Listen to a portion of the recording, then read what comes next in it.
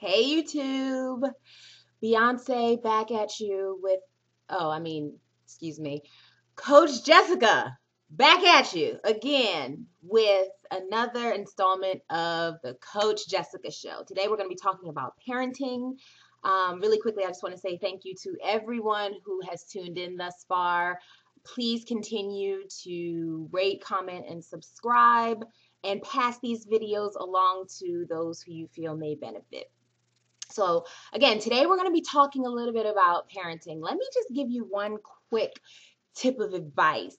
Don't let your mama set you up, because my mother watched the last two videos that I did and she said, "Oh baby, you need to send this to Oprah, you need to send this to Tom Joyner and every influential black person that has any kind of power in America." And I said, "Mom, I don't think we're there yet, but I appreciate the love. So don't let your mama set you up, because, that's what all them crazy people on American Idol that can't sing, that's the problem that they have." Love you, mommy. Okay, so today I have a question from an individual who has a concern. So let me just go ahead and read that to you. "I spoiled my adult kids so much that now they seem incapable of taking care of themselves. What do I do? I can't keep this up. They are 28, 25, and 19. The oldest son has two children who live with their mothers, but he has no job, no place of his own, and no plan. He's disrespectful. So I finally told him he had to go, and he did. My daughter can't seem to finish what she starts. At 25, she started college 3 times and still has no degree. My youngest daughter is doing well in college, but can't cook or wash her own clothes without messing something up. My husband died 15 years ago, and, excuse me, I became depressed and eventually an alcoholic for several years before getting help. I went back to school and landed a great job, but felt guilty that my kids had not only lost their dad, but their mom too. So I did everything I could to try to make up for it, overindulging them and doing too much for them. Now they are so needy, they can't stand on their own 2 feet, excuse me. I'm constantly bailing them out financially and otherwise. What can I do to show them enough is enough, and it's time for them to step out and take care of themselves?" Well, I think that's a really great question. And sadly enough, it's a frequently asked question. I think we struggle as parents, and I say we because I am a mother of two very little ones as well. And I know what it's like to look in their faces and want to give them everything that you never had, or want to give them everything that you always wanted. But in your case, I think the first thing that we have to address is stop calling them kids, because they're not. They are adults, and even the 19-year-old, they technically can be seen as a child, which they are, but they're in a place where doing well in school is important, getting a job is going to be important eventually.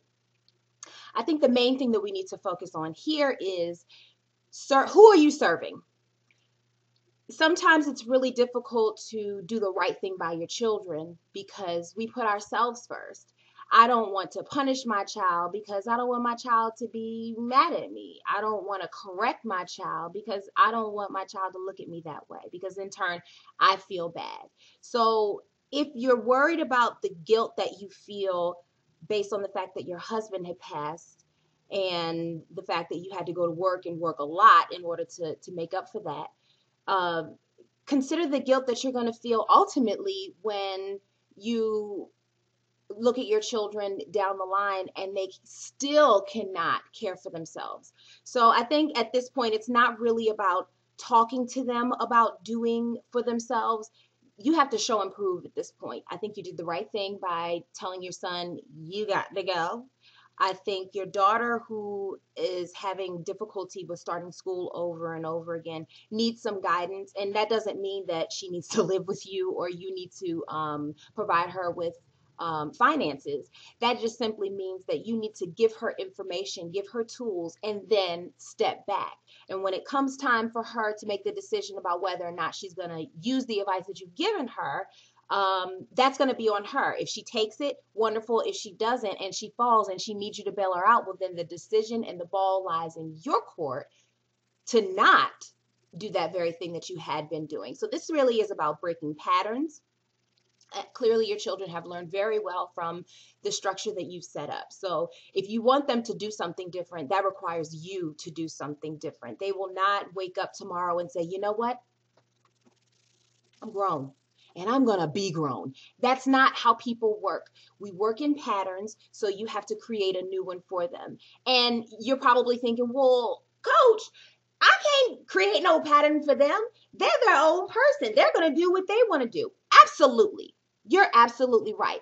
But one thing I always say is that when we change, we force other people to change. So when you do something different, it requires them to respond in a different way. Now, they can either do something different and get in where they fit in, change so that they can stay in the good graces of mommy, if you want to look at it that way, or they got to kick rocks. It's one or the other. And I know that I sound very harsh, but in essence, we're talking about the lives of your children. And this can't be taken lightly. This isn't about us being friends. This isn't about us being able to go to Nordstrom's and buy boots on Saturday.